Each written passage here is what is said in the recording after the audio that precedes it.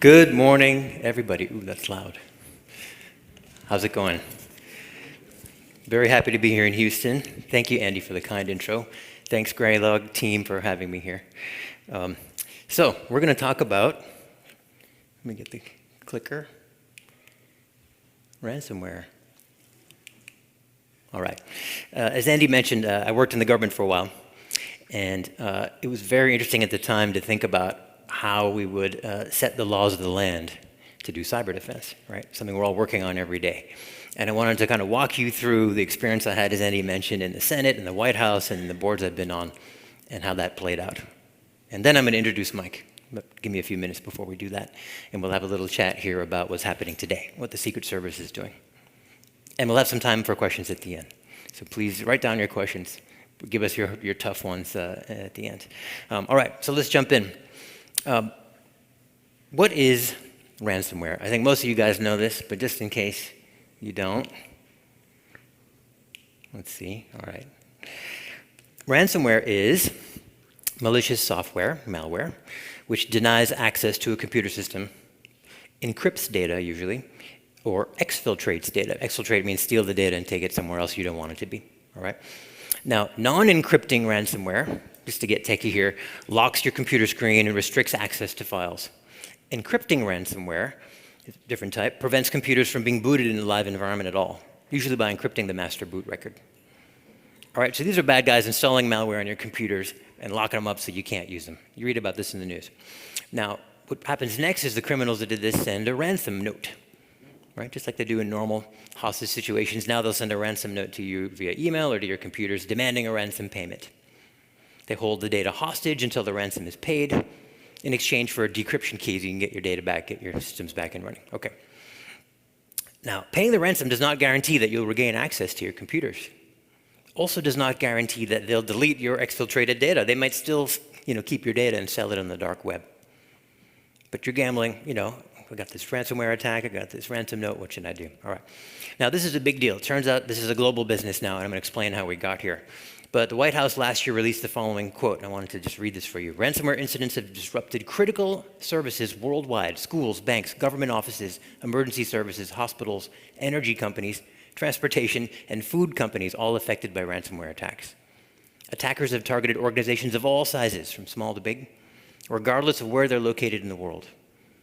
Global economic losses from ransomware are significant. This is a statement from the White House. And estimates now are that global ransomware losses are $20 billion per year. Billion with a B. That's from downtime and ransom payments and the whole thing. Okay, this is a big deal, right? So you're looking to your government to hopefully help with this scourge and stop it from ever happening. So how did we get here? How did this ransomware industry happen? All right. So let me advance this here. As Andy kindly mentioned, I had a chance to work in the government for quite a while during the presidency of 4 different presidents, both sides of the aisle, all different styles, and they all tackled this cybersecurity issue. So what I want to do here is go back in time a bit, talk about some of the fun jobs that I was lucky enough to have, and what the debates were there, and what worked and what didn't, what the lessons learned were, and how we ended up with this ransomware problem we have today. Okay, so let me jump in. First, as Andy mentioned, my first policy job was at the US Senate. I actually came up through the intelligence community before that, but we don't talk about that, right? And I was working on the US Senate Intelligence Committee. All right, so go back in time about 20 years, it's the 2000s. President George W. Bush is president, if you remember that time. I happened to be a staffer in the US Senate Intelligence Committee, right? Looking at all the classified technology programs of the US.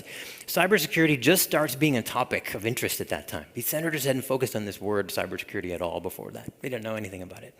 They know about computers, but not cyber defense.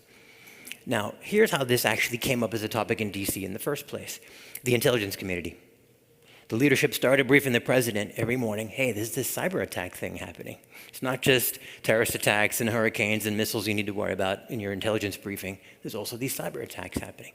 So it was the intelligence community leadership who started briefing the president in the first place that this was even a thing. Early 2000s. President Bush took it very seriously. Very seriously. And it became immediately clear that the laws of the US were not written for this modern age. There were no laws telling you that you had to defend yourself from a cyber attack or what the government should or shouldn't do to stop a cyber attack, right? It had never been written. This is a new field. So, of course, President goes to Congress and says, we're going to need some new laws that define what we're going to do. Like the birth of cybersecurity policy 20 years ago. All right. So I'm in the Senate here as a staffer trying to explain to these senators, some of them are later in their career, about how computers are connected and how cyber attacks are happening. Not an easy job 20 years ago. There weren't news articles every day like today about it, right? I had to explain them. So, you can imagine I'm usually in like a classified windowless room, kind of windowless like this, a little bit of a smaller room, security guards all around, briefing a senator one-on-one. Hey, Senator blank, Senator Rockefeller, Senator Biden, right? Here's what this cybersecurity field is and why people are attacking us and how we're vulnerable and what we're going to do about it. You can imagine it takes a few briefings for them to understand it and what we might need to do about it. One time I was even called up, this is true, to a secret meeting room under that dome. I didn't even know this existed. Under the dome, a couple floors up from the voting floor, is a little classified meeting room to quickly do a briefing to one of the senators before some vote was happening. So that's kind of what it is in the beginning, me briefing these senators explaining what ransomware is. Now, it was immediately clear to the senators, very smart people, that the US was extremely vulnerable. The government could improve its own government defenses, like the .gov, federal government, or the .mil, military networks, but had limited powers to force the private sector to do cyber defense. Private sector like power grid, or hospitals, right, or a music hall. The government didn't have legal authority to force private companies to do cyber defense. There was no law saying they could do that, right? The government only can do what the laws say they can do. And so this was a big problem. We would need new laws for this new era. Okay. So Congress then started a years-long debate, which went on for years, on cybersecurity policy. And this just took over my life for a few years, like Andy mentioned.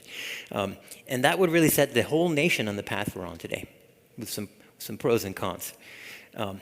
Now, the question was really, in the senators' minds, should we pass new laws requiring private sector to deploy cyber defense? Companies like yours, power companies, banks you all work with every day, should the government pass laws requiring those companies to have a certain level of defense? Or not? That was the question of the age. It's a big deal, right? If we do require it, if the government would require it, should we take a kind of lighter touch and say maybe there's some incentives or tax credits, or maybe it's kind of voluntary. We encourage you but don't mandate, right? That was another kind of option to think about. Should we force the private sector? Should we kind of encourage them? Should we do nothing?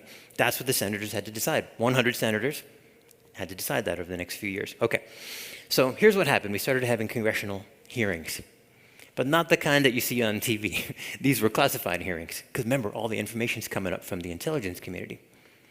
Closed hearing room, no cameras, no press. And all the top intelligence officials and military generals are marching in for these hearings. You've got to envision this. The 4-star generals with all the top brass shining and all their, badges and ribbons and awards, marching into these hearings, lining up on a table and telling the senators, we're all doomed. It really makes an impression on you. These senators are listening to the top military officials in the US saying, we're in big trouble, guys. You need to pass some laws so we can get the private sector secure. So that's what's happening. My first year in the Senate, 1 cybersecurity hearing. Next year, 2. Next year, 4. Next year, 8. Exponential growth of interest as the senators are learning this. All right. So Senator Rockefeller, who was a West Virginia senator, the famous J. Rockefeller family, he was on the Intelligence Committee and the Commerce Committee. He decided to push mandatory regulation of critical infrastructure. That was a big, line in the sand. If you're critical infrastructure, like a power company or a bank or a water company, you've got to meet a certain cyber defense standard by law. That was a big deal, a totally new law, but that makes sense. If you're a small business, you don't have to follow the rules, right? Only if you're a big critical infrastructure. All right. That's pretty aggressive for a first-time new law. Senator Sheldon Whitehouse from Rhode Island, he was on Intelligence and Judiciary. He took a different approach, which is to push cyber insurance. Very interesting. He said, we're just going to have the economic markets take care of this. We'll mandate cyber insurance, and then to get insurance, you'll probably need to have a minimum standard of care, right? Like to get car insurance or home insurance, they check out your house, make sure you're legit. And that was an interesting economic way to solve this. And then many other senators and many big companies were anti-regulation altogether. You hear this all the time, right? They said, we don't want any new rules, government. Government's slow or outdated or too heavy-handed, and we don't want government rules here. We're just going to take care of this ourselves. And there were many senators who were in that camp. So this is a big fight. Years of many bills and debates went on. And here's what happened. The anti-regulation senators won in the early rounds. They said, government, you're probably more likely to hurt the private sector than help here. Your rules will probably be too slow and out of date and actually make everything worse. And so laws did not pass in the early days, but we weren't done yet. So, let me just pause. The lessons here after a few years of working in the Senate were that it took really many years for Congress to learn about this issue. They hadn't read this in the news for a long time. They didn't come up thinking about this. It was a new high-tech issue that was hard to see. Right? And that early information was classified. It wasn't even public, so they couldn't have debates, with their constituents in town halls and breakfast. It was all happening in closed rooms. It slowed down their learning and building awareness of the issue. So the members of Congress were not really ready to act for many years. I wish we had had more public debates at the time, earlier in the timeline, instead of classified debates at the time. I think that slowed down progress here. Another lesson is the private sector was really lagging. They didn't come up with their own solutions for cyber defense at the time. And they distrusted the government's proposals, right? If the private sector had leaned forward with their own plan for cyber defense, I bet the government would have adopted it back then. But since they were lagging and they didn't really, they kind of feared the government's regulatory arms here, nothing happened. So there were really no, new laws at first. And this created kind of a massive resistance about having more laws in the future. Now, I thought both sides, regulation and non-regulation, had really strong points. But it was clear to me the nation was at risk. And Congress had to make a decision at some point. And so the Senate really dug in for a tough battle on this. What would tilt the balance? Well, as Andy mentioned, I went over to work at the White House to help run the National Cyber Defense Program during President Obama's tenure. Okay, so now fast forward 2010s, President Obama's president in the White House. And I'm working in the National Security Council in here now.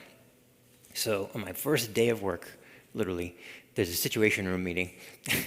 I'm like a few hours in from doing the HR paperwork. This is my first meeting. And the staff say, we're going to make our own cybersecurity legislative proposal. And we're going to try to push the Senate forward. Remember, Obama had been a senator. He kind of knew how the Senate worked, right? He's like, I'm going to push this forward and make sure we get laws of the land so we can defend ourselves. And so the president asked us to make a moderate proposal for cyber legislation and push it to Congress. Question is, how hard would President Obama really push to make it happen? He knew the Senate was split on this issue. He had just come from there. And he knew the vote would be close. How hard is he really going to push? We also know many major companies were against regulation, right? He's going to upset them. So this is the question for me coming into this job. How hard is the president really going to push to make this happen?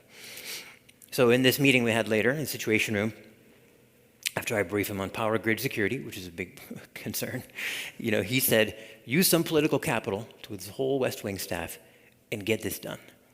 And I remember him pointing his finger at every person around the table who he knew somewhere for this, somewhere against this, and telling them to do it.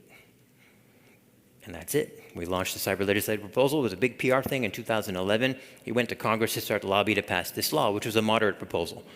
So the proposal was a light touch regulatory approach, where it required critical infrastructure follow certain standards, but they could help set the standards. So, it was a cooperation, and NIST, if you've heard of that, government body, was to set the standards. And they're seen as technically capable and kind of neutral politically. So that was actually a good way to go. And it only applied to critical infrastructure, power companies, water companies, not all the little guys. So it wouldn't stifle innovation from all those people. And I thought it was a really, actually clever balance of, compromising between the national security hawks, those generals who want real strict defense, and the anti-regulation people who wanted to kind of take a light touch with companies, and also the privacy advocates. Privacy people didn't want government kind of spying on all their email and all their information along the way in the name of defense, right? You want some civil liberties too. And it really balanced kind of on a knife's edge. It was just, a compromise that I thought might have a chance. So all the senators are now educated on this issue after years of debates. They debated this for months, and it went up for a vote. It's a big day for our brand new field. It went up for a vote in the Senate, and it got 53 votes. So you might think 53 is a majority out of 100, right? You're all good at math. Turns out that in the Senate, as you may know, you need 60 votes to pass new stuff in most cases, especially something landmark, new legislation like this. So we failed. Failed. Cyber legislation did not pass. We had a majority, but not 60. Now, at that point, cyber legislation really receded. And to this day, we've never passed comprehensive legislation in cybersecurity. There's never been a mandate for critical infrastructure to really do much in cyber defense. Companies are on their own. Once that vote failed, everyone kind of backed off. All right, this is not the kind of thing that Congress wants to take assertive action on right now. We're going to hang back and work on other things. That was really the peak moment, and unfortunately, it missed. It was kind of disappointing. Congress decided they're not ready to force the nation to do cyber defense. They're just not ready for that. So, we did many small improvements in D.C., as you know. There are data breach notification laws. Many of your companies, if you get breached, you got to tell your state courts what happened. There's cyber awareness training. There's actually a lot of funding for kids in schools to learn about cyber defense. We help states, especially during elections, do cyber defense. But these are little small bits and pieces. And to this day, the private sector is almost totally free to deploy cyber defense or not at their own choice. All right. And, we citizens are at the mercy of these big companies and their decisions on whether to defend themselves or not. You need electricity. You need water at home. You need food for your family. You hope those companies are defending their systems and factories and trucking networks. Otherwise, you're just not going to get that stuff. It's kind of up to the companies, for better or for worse. So, the lessons on this White House tenure were even the president, with all of his powers, fully committed to an issue, pointing to all his top staff to say, get it done, a former senator who knows how the Senate works couldn't make the Senate vote succeed. This is really a tough issue. And corporations were so strongly against regulation and really adept at blocking it. That was another learning. Got to get the corporations involved earlier. And so, we rely on our government to protect us from foreign attacks, like we rely on our Air Force to stop enemy planes from coming in and bombing us, right? But we can't rely on them for cyber defense, which I think is a disappointment. It's really up to all of us here who are security and IT professionals, to do the cyber defense for our companies and then for all their users. And that's the world we're in now. So now let's pivot to talking a little bit about cyber criminals. All right, the actual bad guys. Cyber criminals, of course, are watching this. The U.S. is the juiciest cyber target in the world, and they rejoice. They know that the U.S. is going to probably stay vulnerable and disorganized and undefended for years to come. A juicy target for years to come. So the door was wide open for cyber criminals and cyber criminal gangs, and for the rise of ransomware. All right, so I'm going to shift gears here. You see how we got here to this place where the government is kind of leaving us on our own, and the criminals have free rein to kind of attack us. So now with that wind up, let's talk about the Secret Service, which is the second half of this topic today. So the Secret Service, you may know, protects the president. That's the famous part of it. But there's actually an equally large division of the Secret Service that does cyber investigations for the finance sector. And I happen to be now on the board of that division, the Secret Service Cyber Investigation Advisory Board, for the director. And so let me talk about Secret Service. They were one of the few law enforcement agencies to focus on ransomware crimes against the finance sector in the very beginning.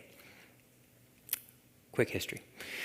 Let's go back to 2016. Before 2016, for those of you guys who have been in the business for a while, ransomware attacks were pretty simple, technically, and they were mostly automated. Remember I mentioned ransomware is getting malware on a computer and locking it up and then demanding a ransom. Well, back in the old days, ransom pricing was pretty straightforward. Criminals had primitive methods of price discrimination. They would basically just geolocate your IP address, figure out where you are, and therefore what country you're in, and therefore how much you're likely to be able to pay them. Right? If you're in the US, you can pay them more than if you're in an African country. And depending on the malware and the victim, most ransoms ranged between $75 and $750. It's actually pretty small, right? It was just large-scale automated attacks, not too complicated, $750 and you're done.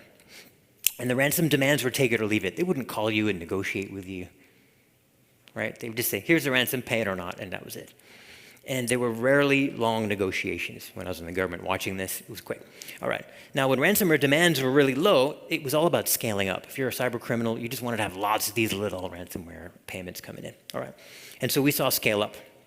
Consider one of the most successful earlier ransomware campaigns in history called CryptoLocker. sure you've heard of CryptoLocker. In a 2-month period in 2013, CryptoLocker generated $27 million in ransom payments. Each of them are just a few $100. Think of the scale. Huge number of tiny ransomware payments. $27 million in 2 months.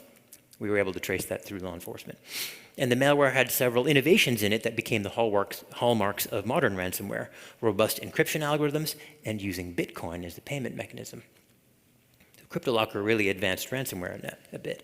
Nonetheless, only 30% of CryptoLocker victims actually paid the ransom. 30%. Again, $75 to $750. Now, CryptoLocker earned so much money so quickly that the developers decided to go to the next level, right? So at that point, 2 other ransomware families came out called Locky and Cerber, for those of you guys who remember this. They made $7 million each before people figured out how to block them.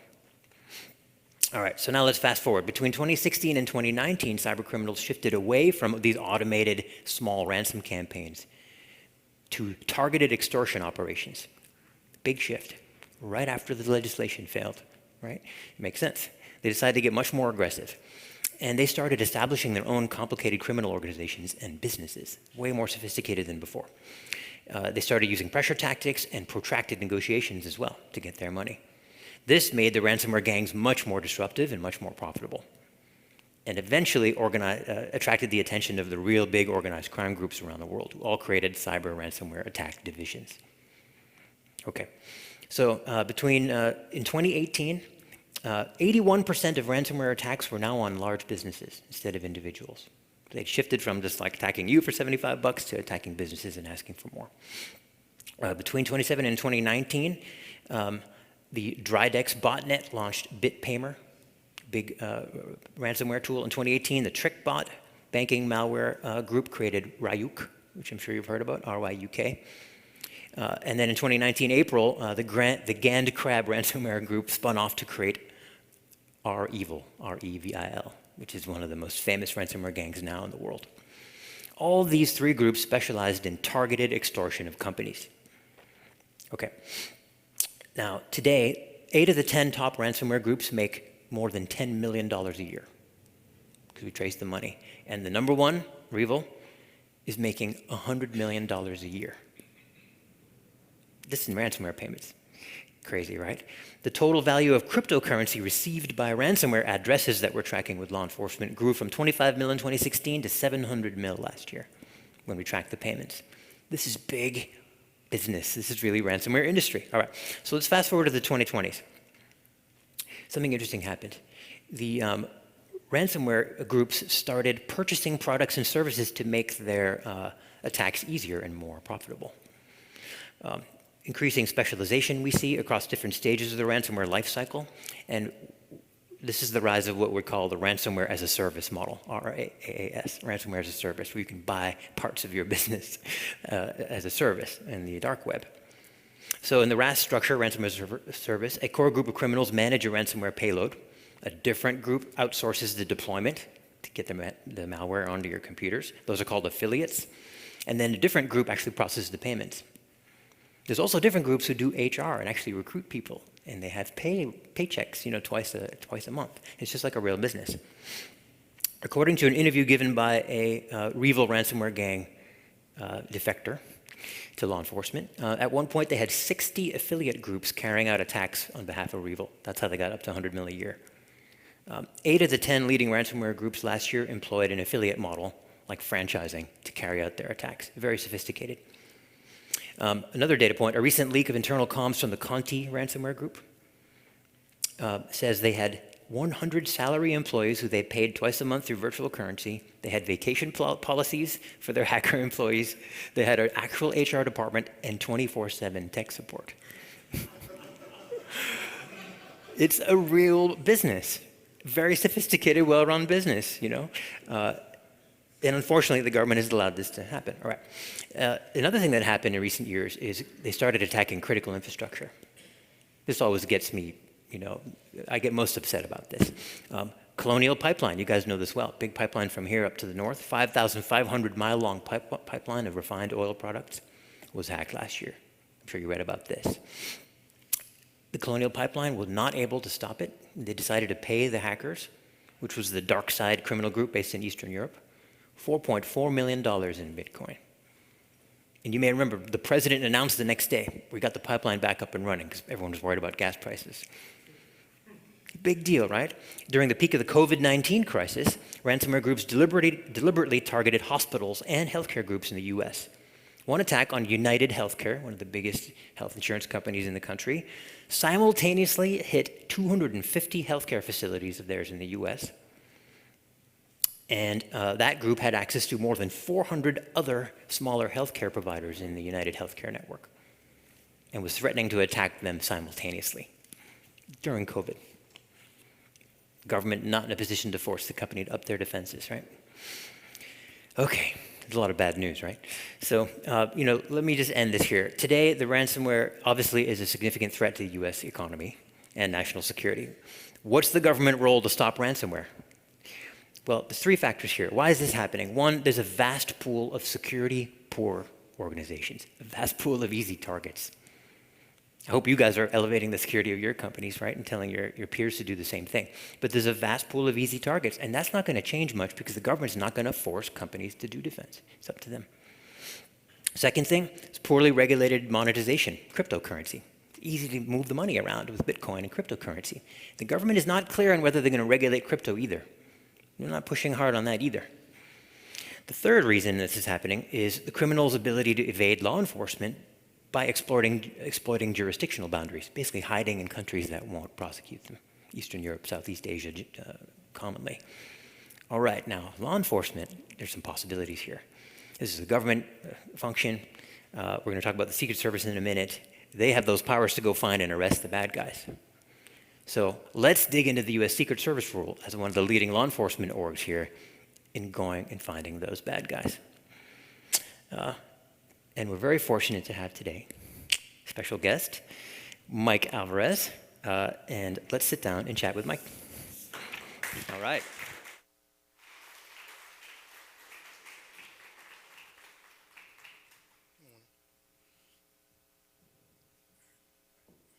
I'm going to pull this up so I don't fall off the edge.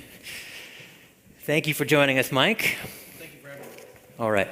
So, Mike Alvarez, guys, I'm going to give you a little bio. Extremely impressive gentleman. Is a Marine Corps veteran. Began his law enforcement career in 2008. Became a criminal investigator in 2011 with the Texas Attorney General's Digital Forensics Unit. In 2019, he was assigned to the U.S. Secret Service Electronic Crimes Task Force, Houston field office here. And he worked as a digital forensics examiner investigating electronic crimes, some of the most sophisticated ransomware crimes that we've seen in the US. Earlier this year, Mike was hired by the US Secret Service as a network intrusion forensic analyst. He performs complex network intrusion investigations, computer forensic exams, criminal case preparation, and prosecution of criminals that exploit our nation's critical infrastructure.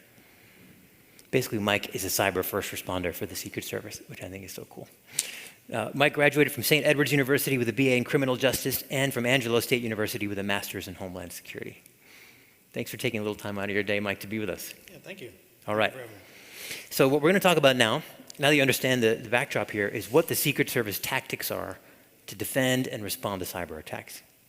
And you're going to get the boots on the ground view from Mike here. Very well dressed, Mike. All right. It's a little tight, but thank you. I shifted to the startup outfit, as Andy mentioned. All right, so let's jump in here. First of all, the Secret Service, like I mentioned, has a cyber investigation division that's separate from the protecting the president division. We're going to talk about the cyber investigation division here. Now, the Secret Service runs their cyber operations through a series of cyber fraud task forces, CFTF. So let me hand over to Mike here. Mike, could you, if you don't mind, just explain what are these cyber fraud task forces and what do they do? So Cyber Fraud Task Force, we have 44 offices throughout the U.S. and 2 overseas in London and in Rome. Typically what it is, it's a group made up of local, state, and federal investigators and prosecutors. But we don't know everything, so we also include academia to help us out with reverse engineering malware, those type of things that we don't see, but they may be more experienced in.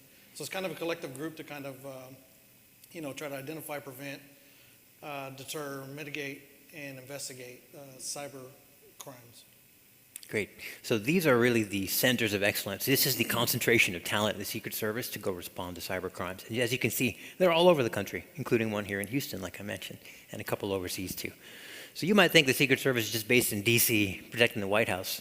No, they're all around the United States helping private companies every day deal with ransomware attacks. I think a lot of people didn't know that. All right. Now let's talk about the Houston field office. As I mentioned, Mike is based here in the Houston field office. I don't know if you even know there was a Secret Service Houston office right here. So Mike, what does the Houston field office do, and what is your role here at the Houston office? So the Houston field office, again, we provide our CFTF, but our region covers, we have Houston, Austin region, and we also cover all of Mexico. We go out primarily here in the Houston area. We're looking at targeted companies like technology, oil, gas. We go out, build these relationships with these individuals on the private sector as well, cybersecurity individuals, and we work with them in case there's a ransomware incident. And we'll respond out there and try to help them out as best as we can. Great. Now, Mike, do you go and talk to a business before they get attacked to help defend them, or after they get attacked to help clean it up? So if we're starting to see a trend towards some of these organizations or some of these critical infrastructures, we'll go out and kind of reach out to them and let them know. But we have what's called a Global Investigation Operations Center, which is also called a GIOC. We'll receive leads from them of a server that may have been compromised, because these guys are kind of surfing the net, seeing what companies may have been compromised, and then, if it's on the dark web, they may even purchase, the material's been on there, and then they'll kick it out to us to kind of follow up with these companies and give them a heads up that they may not know. Hey, your server's been compromised. This is how they got in. This is what they're looking at, and whether they want to continue with a criminal investigation, or if they're going to take care of it internally, they'll let us know, and we'll go from there. Gotcha. Now, good news, guys. Mike has gotten permission to talk about, generally, the current case that he's working on. This is a very rare thing, because usually we don't talk about ongoing things, but something just recently happened to a Houston company, and I wanted to ask Mike to explain, what is this recent ransomware case that you worked on, and what can you tell us about it? So, are y'all familiar with the group Fin7? Raise your hands if anybody's been. So, they targeted a construction company here in the Houston area, a small company. I think they only had about 100 employees. To kind of give, a scenario of kind of what happened, they were advised by first the FBI that there's possibility that they've been compromised. Nothing was done. Then they get we get the GIOC let us know, hey, they're selling their stuff on the dark web, plans, contracts. So we go out, we reach out, and again, nothing was done. Then, like typical fashion, these ransomware actors, they like to wait for long weekends, and they'll hit. So this is kind of what happened. They got hit on a long weekend. They get back, and there's a splash page on their server. You've been compromised. Here's a Bitcoin wallet where you can reach out, and we'll give you the key to unlock it and give you the examples of how to unlock it. The problem was this company had 6 servers. 5 out of the 6 servers, to include the backup, were all compromised. The only reason that one server was not compromised was because it wasn't working at the time. So, unfortunately, as some of you may have seen, if not, y'all will see, if your company is dealing businesses with smaller companies, third-party affiliates, vendors, they don't have the funds to hire a cybersecurity company to come out and do, penetration testing, test their defenses. And so they got the smartest guy that they had at the office, and that was their IT. So he wasn't very familiar on the patches and, keeping up with what's going on, and they were hit. And the owner of the company said that he wasn't going to pay the ransom, doesn't believe we need to negotiate with terrorists, so he wasn't going to negotiate with them. And I believe they were asking for $35,000 for a small mom and pop. That's pretty huge. Mm-hmm. But the question that we always get, especially with smaller companies, is why us? We're smaller. Well, if you take a look at like the Target attack, they were hit by a small HVAC company that had access to their controls. So these individuals may be a small company, but they had multi-million-dollar contracts with school districts, with other businesses. So then they could start doing lateral movements through servers and trying to get creds and everything else, and they can alter, financial documents to try to redirect some of these funds going to offshore accounts or crypto wallets. And the way we kind of started noticing that it was Fin7, we started seeing some of the like Mimikatz exploits, some of the stuff that's kind of familiar with them. And again, we got with the JIOC, and usually we get a hash off of this stuff, and we'll run it through them. And then, if there's an office, say for instance, like the Fin7, say out of Atlanta, they noticed it first here in the U.S. Well, they now become the primary office that handles all Fin7 cases in this instance. So if we get something like that, we run it by them. Yes, this is very telltale signs of Fin7. This is what you're looking at. This is what you look for. And if they've gotten encryption keys before, then we can run those encryption keys and unlock some of these servers if possible. If not, then we also have a password cracker that's been benchmarked at 1.2 million passwords a second. Ooh, we're going to get to that. Oh, sorry. Yeah. Sorry. That's a secret for 5 minutes from now. So, I think what I'm hearing, this is very interesting, Mike, that Yes. the Secret Service has got expertise in all these different offices. Yes. Your Atlanta field office knows about this Fin7 crime group. Your Houston field office, where you are, knows about this signals of attack on a server. And you're working together. Yes. And then in DC, you've got your GIOC, your Global Intelligence Ops Center, looking all around the world at what the bad guys are actually doing and feeding that intelligence to you. Yes. It's such a sophisticated operation, right? And you can be a small construction company with 100 people, and you're still going to get help from the Secret Service, first responders at that level. Help you'd never be able to get. I think it's a great story. Yeah. Now, how did you figure out it was Fin7?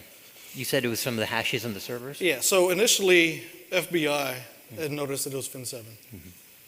Then the JIOC noticed it was Fin7. I see. So Then now we you're pretty started getting confident. some of the executables and some of the How some can you of their tell, though? TTPs. Is it IP addresses, malware, signatures? Signatures. Signatures of the Some malware. Signatures that they're using, yeah. And what do you know about this Fin7 ransomware attack group? So they're based out of Russia and Eastern Europe, and we have arrested several of the original main actors in it, but they're still operating, and they've kind of changed tactics a little bit, gone more towards the ransomware as a service. And the Colonial Pipeline is kind of one of those that they kind of work with DarkSide. I see. So they do work with other groups, but it's still under the umbrella of Fin7. Right. And you think they were going after this local firm because they have access to all these other contracts and other companies that they really want to hit? They did, yes. Yeah. And did they end up paying the ransom in the end? No. They No, didn't? the guy told him no. He's just building everything from scratch all the way back up. Okay. Well, thank you for telling us that. All right, guys. So I wanted you to get a little insight into what a real case is like here. So let's talk about just generally. You guys are in trouble, or a company is getting cyber attacked, and you call the Secret Service, right? You call Mike, and he brings his team, first responder team, on site with all his backup capability in DC, right? What happens when the Secret Service arrives on scene? All right. So I wanted Mike to tell us. It's all I could, I'm not a slide expert here. It's the best I could do. So- What happens when the Secret Service comes in on team? It won't just be you. There'll be a few people, right? Right. And you're going to set up shop at the company and dig in. All right. Describe what happens when you first respond to a cyber So- attack on a company. When we first respond, we're going to have what's called a TSA, which is a technical special assistant. So he's a senior special agent that's very well versed, and is, like our guy, he's been doing this for 24 years. He'll show up, I'll show up. We also have Nitro agents. What is Nitro? I'm sorry, network intrusion. Government has all kinds of acronyms, I'm sorry. Okay.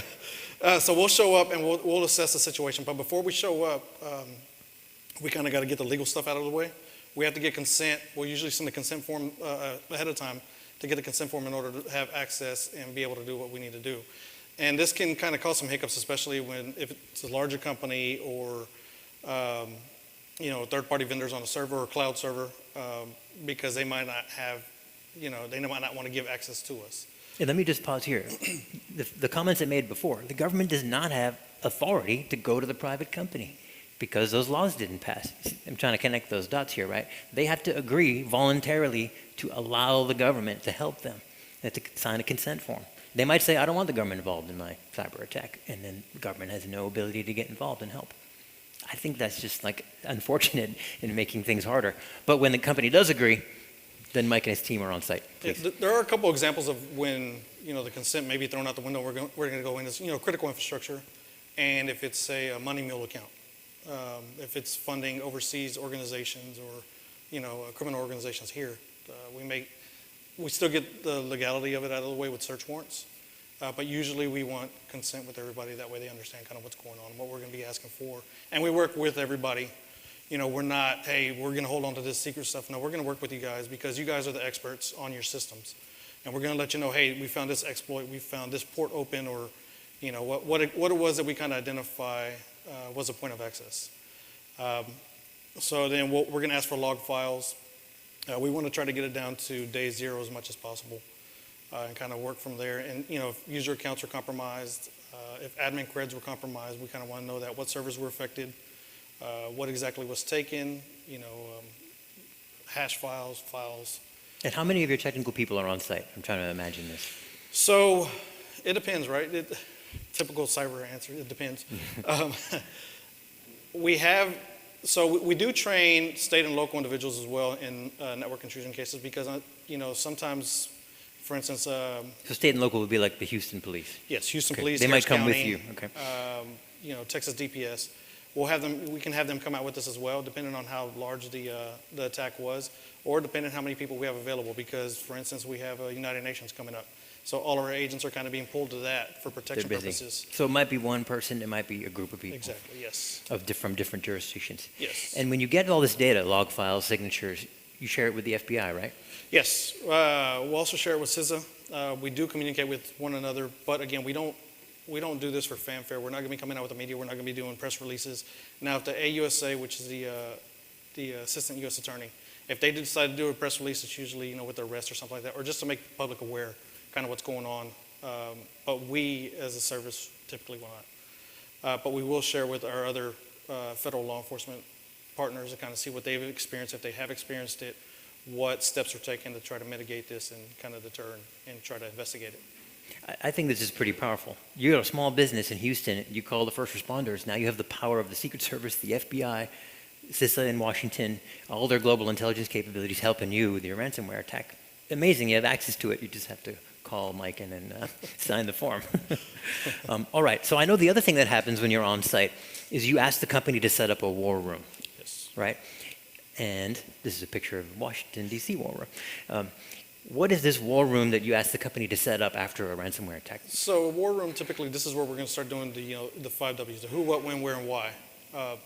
We want to know who exactly was involved in this, who was affected, who at the company was affected, what exactly happened, what incident happened. And who's in the war room? Who do you ask to actually be in around the table there? So usually CEOs want to get involved because it's their company. Right. CFOs because financially it's hit them. CTOs, we got IT security. If they have an IT security team, usually it's the team leader from that. We'll have us, if it's written into their SOPs to have legal, they'll have legal on hand as well. And we'll just kind of cover the basis of what exactly it is that we saw. Again, we're sharing everything with everybody that we're encountering that we can, and then go from there.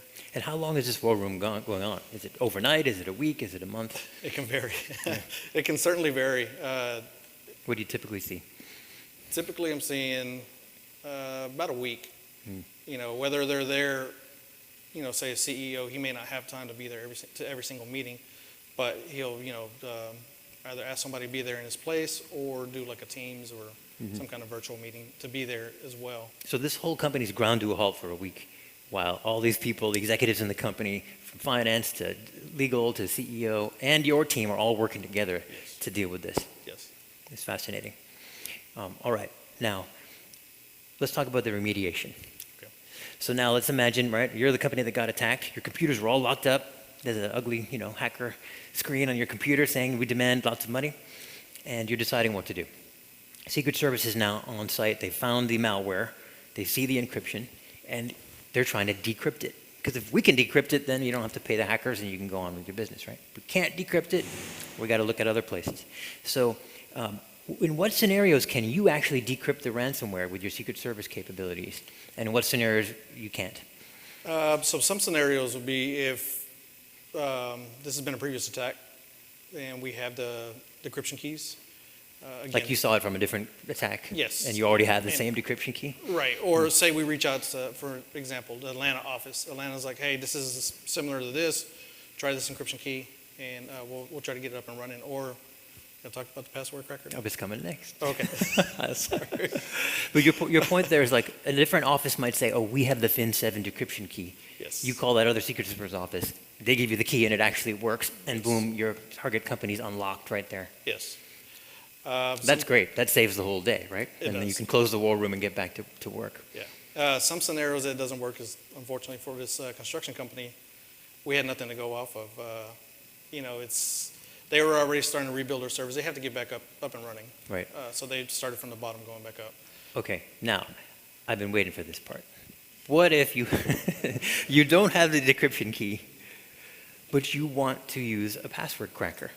I think this is so cool, guys. There's basically like a super weapon password cracker that the Secret Service has. I just learned about this. That can try to find decryption key when you don't have it. How does this work, Mike? So we'll take the files and we'll run it against our password cracker. There's several softwares that kind of runs against with known encryption keys, unknown. We're constantly putting encryption keys in there, keeping it up to date. Well, is this like a supercomputer? It is, yeah. Where is it? It's there at our office.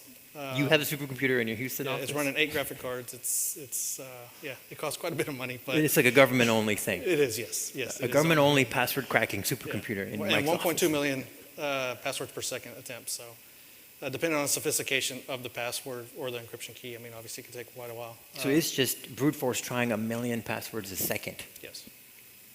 Wow. So you might get lucky and actually decrypt it that way. I did have one that it took a week and a half. Just running constantly? Oh, yeah. And it gets hot in there, so we have to keep that room obviously really cold.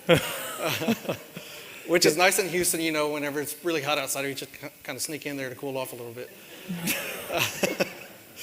To check on the passwords. Because they're cooking in the oven. I get it, right. Well, that's really cool. Again, this is another Secret Service capability you'd never have, right? That can help you in a time of crisis. And, just zooming out again, the government doesn't have authority to do cyber defense, but they've found ways to help, especially the law enforcement people. And that's what I'm excited about. All right, thanks for talking about the password cracker. I love it. Let's move to the next thing. So let's talk about ransom payments here. I want to switch gears now, zoom out a bit, and talk about ransom payments. You've heard this from time to time. I mentioned in the past 30% of people paid ransom. This Texas Target you mentioned did not pay the ransom, for example. But this is a tough call. A lot of CEOs are really torn here, and I know this from experience. Not personal experience, my customers. Should I pay the ransom or not? If I pay the ransom, I might get a decryption key right now and get my systems back up and running right now. I'm running a factory or something. I need to get that back up and running right away. Right? I'm running a pipeline. Need to get oil to the refineries. On the other hand, you don't know if they're really going to give you the decryption key. You might pay them and get nothing back. They might extort you twice or 3 times. And frankly, paying the terrorists, paying the bad guys is kind of not a great feeling, right? You don't want to encourage their business by paying them. Okay, so this is a very complicated analysis, and I wanted to talk about it for a minute. People ask me, Samir, should I pay the ransom? Actually, a friend of mine called me 2 weeks ago with a different company saying, I got cyber attacked, should I pay the ransom? I spent 2 hours talking him through the pros and cons. So here's some of the pros and cons. Cyber insurance. A lot of companies are smart buy cyber insurance in addition to their defensive program. Right? Now, your insurance will usually pay you to pay a ransom up to a certain amount. Oftentimes, it's $50K or $100K or $500K or $1 million. It's like your car insurance has like a payout amount. It's the same thing for cyber insurance. Oftentimes, the ransomware hackers will set their ransom demand right at the level of your insurance coverage. They got all your files. They know your insurance and what the coverage is. They don't want you to die, right? They just want you to pay them the money you're going to get from your insurance. So that's kind of clever, right? That's one thing to think about. Maybe I should pay the ransom because my insurance company is just going to pay me back for it. Right? That's one way to think about it. Now, another thing is, what does the government say? The U.S. government says we advise against paying the ransom. I actually asked the director of Secret Service himself, Murray, the last one, and he said we advise against paying the ransom. Advise against. It's not a mandate. There is no U.S. law, mostly, I'll get to it, there's no U.S. law governing whether you should pay a ransom or not to a foreign criminal group. It's up to the company to decide. And there have not been prosecutions. The government's not prosecuting you for sending a ransom payment somewhere. All right? So you're kind of free to decide. The government's telling you don't do it, but they're not going to enforce that. Now, there's an exception here I want Mike to talk about. And you mentioned it before. If the attacker's using a money mule account, a bank account that's a known money mule bank account, right? Moving money to known bad places that they're aware of. Or if you know the ransom's going to a foreign country that's on the FBI's terrorist nation list of terrorist nations, then it is illegal under US law to actually make that payment. Yes. Right. You're now funding a terrorist organization or criminal organization knowingly, so there can be criminal charges. Whereas before, as some of you were saying, that you're not going to be prosecuted if you pay. Obviously, time is money on some of these businesses, and if you're an oil business, you're losing millions or billions of dollars a day, not getting back up and running. But so we understand that aspect. But on that same token, too, if you know this is a terrorist organization, criminal organization, and you're willingly paying them, then now we're looking at criminal investigations against you because now you've knowingly and willingly funded an organization. So this is tough, right? Government's saying we advise against paying. In a narrow case, it's actually illegal. Otherwise, it's up to you. Very interesting. Okay, in a recent survey, 83% of ransomware victims did pay the ransom. Recent survey of a couple hundred businesses. So it's way up from the old 30%. People are paying these days, even though there's some pros and cons to it. All right. Now, here's one interesting tidbit Mike told me I wanted to relay to you guys. If a company's bank account gets hacked and the money's transferred out of the country, you look at your bank account, oh man, the criminal stole $1 million. My whole company bank account is drained. This is like your nightmare if you're a small business owner. If you figure that out within a short period of time, the Secret Service has a way to get it back, Mike. How much time do you have? 72 hours. And we have a pretty high success rate of getting that money back. Because Secret Service kind of built its roots on the Treasury. So we have really strong relationships with the banking industry. So within 72 hours, we can get that money back. But the issue is, like I was saying earlier, these guys wait for long weekends or weekends, so that 72 hours is expired. So we're not guaranteeing that we can get all that money back. It may be a portion of it that this company gets their money back, but within that 72-hour window, we have a pretty high success rate, and I think we're in the 95 to 98% as far as getting that money back. I think this is amazing. So if you call the Secret Service quickly enough, they get a chance to get on the ground, war room set up, they might be able to get money back that you lost if you move quickly enough within that 72 hours, within 3 days. So if you're going to call the government for help, call them right away. I think that's interesting. All right, just real quickly here, I wanted to show you this. Recently, my board on the Secret Service recommended that we have the Secret Service publish the cyber hacker most wanted list. This actually was not being published before. So now this is on the web. You can go look it up yourself. It's online. We have the top 10 most wanted hackers in the world. Very interesting. I won't ask you about all these guys because I think some of this is not public info, but exactly what they're doing. But we know who they are. And the thing I wanted you to see is the top 2 guys, $1 million reward. That's a new thing, right? The government can't mandate, but they can offer money here. If you know who these hackers are, or someone in the world does, $1 million reward for the top 2. And public embarrassment for the rest of the top 10. This is a big deal. Again, law enforcement has a lot of powers here, right? That the rest of the government it does not have. All right.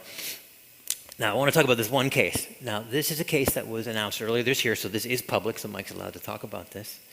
There's this guy, this is his, passport card or something, who was one of the most notorious cyber hackers in a ransomware criminal group in the world. And we got him. So, Mike, I want you to explain, if you don't mind, what did this guy do and how did we get him? Is anybody familiar with this individual, by the way? So he's out of Portugal.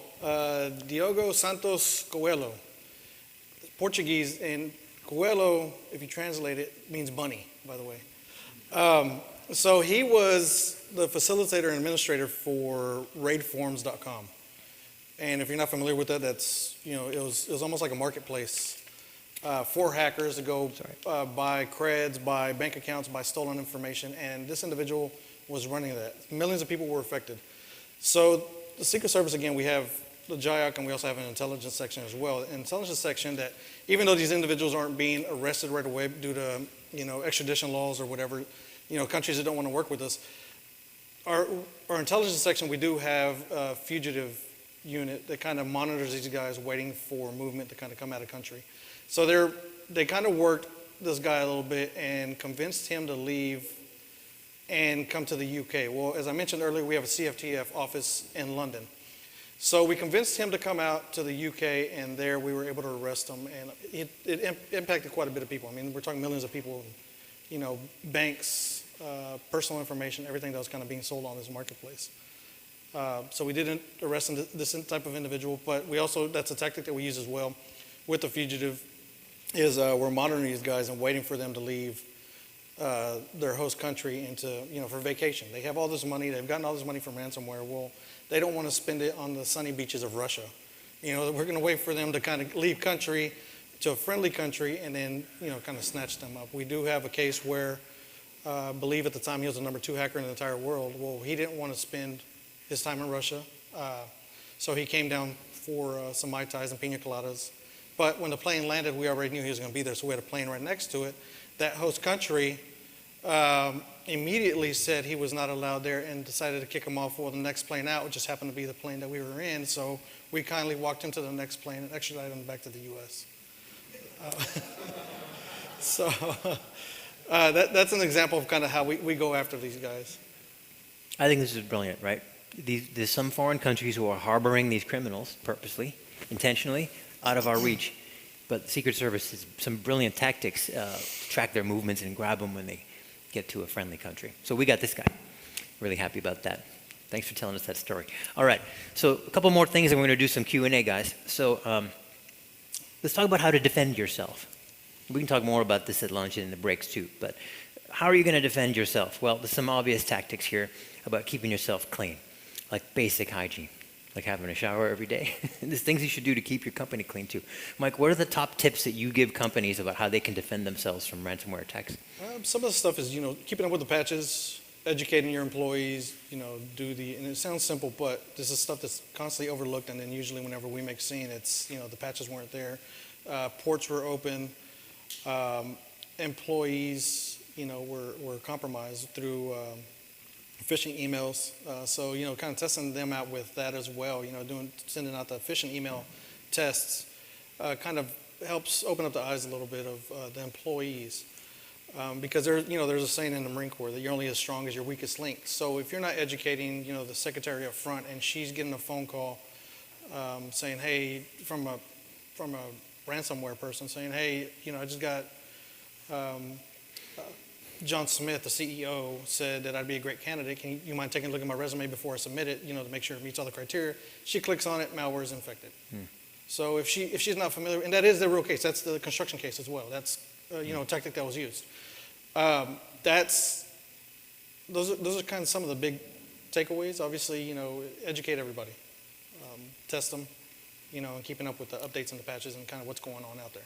Right. Weakest link, right? You got to train everyone in your firm. Thank you, Mike. Now, when should you call, the Secret Service for help? Now, I got to tell you guys, Mike has a QR code he's going to show you later if you want to see him after this talk that directly allows you to contact the Secret Service. You can go to their website, of course, but there's a lot of ways to contact, including Mike's QR code. When you need help, that's how you reach him.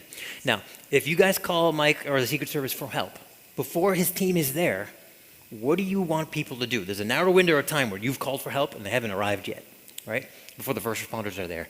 You have some advice for people during that critical time. What advice is that? Take a look at your system. If it's something that can be, don't power it down. Try to keep it up and running. Try to take log files. Try to take some of the memory scrapes. RAM captures, whatever you can. Try to get them encryption keys. If they gave you a Bitcoin wallet to push the money out to. And again, going back to the legal, the consent form, make sure your legal's involved in it. If we have to sign an NDA because, there's information there, or, having an incident response plan in place as well helps out tremendously. Thank you. I think the interesting thing is don't turn off your computer and unplug it. Actually copy the files and the signatures, because Mike needs to look at those files and signatures to figure out what the attack is and what the decryption key is. Very interesting. And take your backup server offline. Right. All right, just for a quick minute, I wanted to talk about AI defenses. Andy and I have been talking about artificial intelligence. All the startups I run use AI, and there's actually some new technical defenses here. We can talk more at the break. But a lot of companies don't want to do cyber defense themselves. It's too complicated, and they want to outsource it. My company is a company, like Andy mentioned, that does outsource cyber defense for small businesses. And I wanted to tell you about a new kind of attack called a double extortion ransomware attack that we see. In this case, the attackers, they actually steal your data, They encrypt your computer so you can't use them, but now they also have a copy of your data, and they threaten to leak it. And they leak 1% of your data, like every day, to force you to pay the ransom, and also to show the dark web that they have this data that's for sale. So they're double extortion because they're leaking it to embarrass you and threatening to sell it. And the other part of the extortion is they've locked up your computer so you can't use them. And this is actually particularly bad. This is pioneered by the Maze Group in November 2019. It's pretty new. And this gives the attackers like double leverage, right? And you can lose your IP and your secret formulas for your company, and you also have your factory down, right? Because the ransomware is locked up your computers. So what Act Zero does is we've had years of R&D in artificial intelligence that looks for all the behaviors of these little types of attacks, puts them all in the cloud. All these subtle signals are analyzed by the AI. We look at your endpoints, laptops, mobile phones, firewalls, cloud system, user accounts, who's logging in. All those little signals go to our AI from all of our customers, so there's a common defense for our whole customer base. And we're very good at seeing ransomware attacks, extremely good at seeing ransomware attacks and then stopping them. In fact, our AI is so good, it auto-blocks the ransomware. It sends a signal directly to the endpoints to actually block the ransomware before it unfolds. Too fast for a human to be able to keep up with it. So that's what we do. Very low false positive rates, so you don't get a lot of false alarms. And it makes us very efficient, so we can offer this for a fair price to small companies. So this is what we do. It also lowers your insurance costs. When your insurance company knows you've got a service provider like this, they think your risk is lower and they give you a better insurance premium. So, one option for people who don't want to do it themselves is to outsource it. My company is one of the few who do that with AI. And when should you call us for help? Before you get breached. Call Mike before or after. Call Act Zero beforehand if you don't want to deal with this yourself. All right. I just want to do a quick minute of predictions, and then we're going to take questions. So prepare your questions. What do we see happening in the future? People ask me and Mike, what do you think is going to happen in the future with the ransomware industry? Well, on the tech side, we're seeing malware moving from Windows, of course, to Mac and Linux. A lot more ransomware attacks on Mac and Linux than used to be. You can't hide with your MacBook and your Linux server. You're still a target. We're seeing something called intermittent encryption, where the bad guys just encrypt little bits of your file. Right? If they encrypt like 10% of your Word file, it still won't open, right? But that smaller amount of compute on the machine might evade your cyber defenses. So that's a new trick that we're seeing. And then some people are saying, I think this is up for debate, that the whole ransomware as a service, or AAS, ecosystem is actually going to decrease. Here's why. More people have insurance, right? And again, the cyber insurance is paying these things out. There's proliferation of backup solutions. People have better backups, so you can just restore your data from backup instead of paying them. There's more sanctions now. The government's sanctioning Russia and other countries who are actually harboring these cyber criminals, and that's causing them to back off a little bit. Companies are responding more quickly within that 3-day window and actually getting their money back, right? There's more federal and state regulations requiring notification quicker so that you can respond to it. And people are getting better trained. You're seeing CEOs and CFOs and general counsels and board members smarter about cyber defense, asking those questions so the companies are defending themselves better. And of course, I think the best reason is law enforcement is just getting better and better at arresting the bad guys. Some people say that's going to cause a decline, right? You get the $1 million rewards. The Department of State just offered a $10 million reward for certain cybercrime groups. The Department of Treasury just leveled its first ever sanctions against a Bitcoin exchange that was processing ransomware payments called SUEX. And of course, we're arresting guys like Coelho. Longer sentences too. We're seeing longer jail sentences from the judges in courts and more jail time. All of these things might conspire to actually decrease the ransomware industry going forward. Now, Mike, what are your predictions for the future? So I have to disagree a little bit. I'm sorry. Please. What we're starting to see a little more, what I've started to see a little more is these ransomware actors are kind of staying in the systems a little longer. Before it was, the recon, escalate, infiltrate, aggregate, and then exfiltrate. Take the Colonial Pipeline. I think they got 100 gigabytes worth of data in 2 hours and we're out.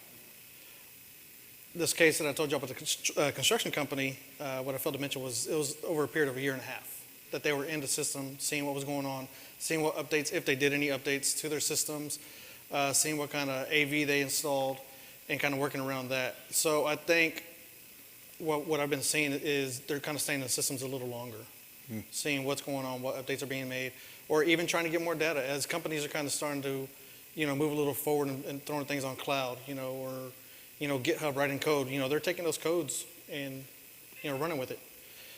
So they're, depending on the industry, they're staying about 3 months to a year and a half is what I've kind of been seeing.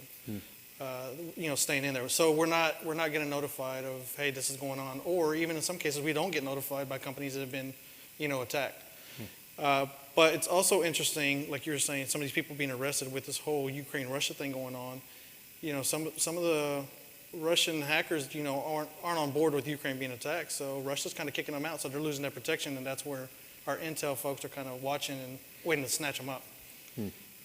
Interesting. So some people think ransomware is on the decline. Maybe it's on the rise. All right, quick show of hands. Who thinks ransomware is going to get worse? Oh, Mike's so convincing. Who thinks ransomware might get better? Oh, nobody. Literally no hands, guys, for you on Zoom. All right. Thanks, everybody. I want to thank Mike for coming to join us here today.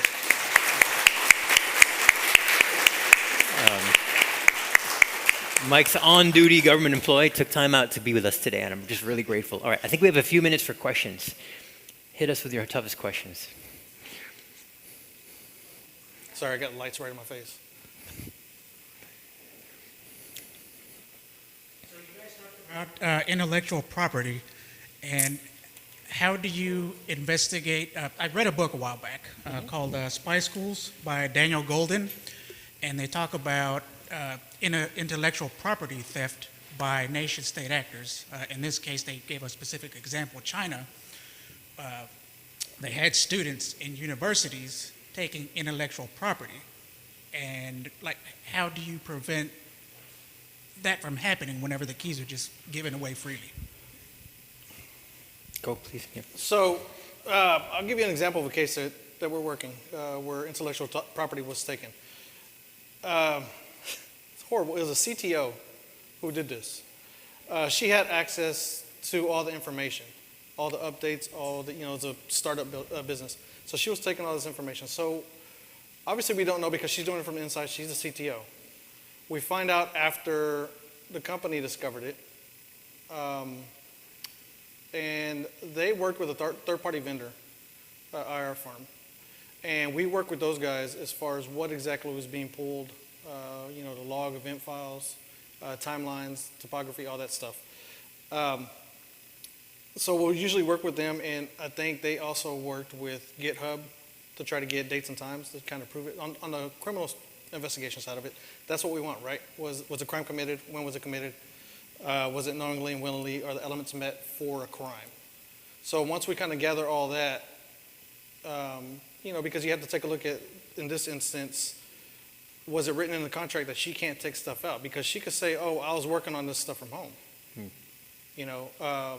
But if it's written in the contract whenever she's hired, hey, none of this stuff can leave the company here or, the company computer, then we start having elements of a crime that was met, of theft. Does that answer your question? Kind of? Okay. All right, other questions? We've got time for one question that came in online. Great. Kaseya ransomware attack, are you familiar with that from last year? It came through a patch. So people were applying security patches that contained ransomware. Mm-hmm. Are you seeing more of this? What are your thoughts on how we deal with this? Related very much to supply chain attacks, and we're seeing a lot more of those over the last, 2 years? I apologize, I'm not familiar with the attack. But, going back to Fin 7, what I've seen with them is, like you were saying earlier, they treat it as a business. They've got an HR firm whenever they're trying to get people to kind of work on their side unknowingly. They can promote it. They can do like their recon, see what's kind of out there, what people are looking for, and target individuals through LinkedIn or social media, and then start targeting them. Hey, you want this job? And then they got a whole script set up where it's HR. Then you go through the testing process. The practicals, and then they give you this these tools. Really, it's the malware, or it's the rats, the remote access Trojans that they're putting into these computers, and they've even gone as far as putting some tools in there that look like it's a Windows-based penetration testing. So they're using that to kind of, once they've got into a system where they have a server that they've already exploited, then they'll just kind of use these unknowing people who think they've got a job, to kind of start exploiting this stuff through patches and that type of stuff. Tough problem. That one's going to be, that's going to take some work to solve these supply chain attacks. Thank you very much, Samira and Mike. We really appreciate all the insights you shared with us. Thank you for Big having round us. of applause for these guys.